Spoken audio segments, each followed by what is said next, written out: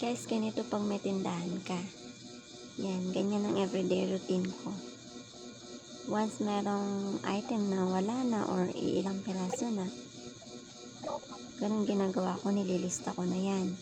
Para pag nakaipon or meron ng pambili, nalista ko na yung mga kailangan kong dapat bilhin.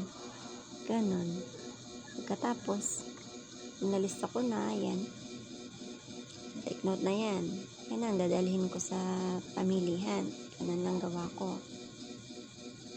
Para hindi ka hirap na mamili. Kasi sa pamilihan minsan, kailangan meron kang dalang listahan. Pag wala, hindi ka nila entertain.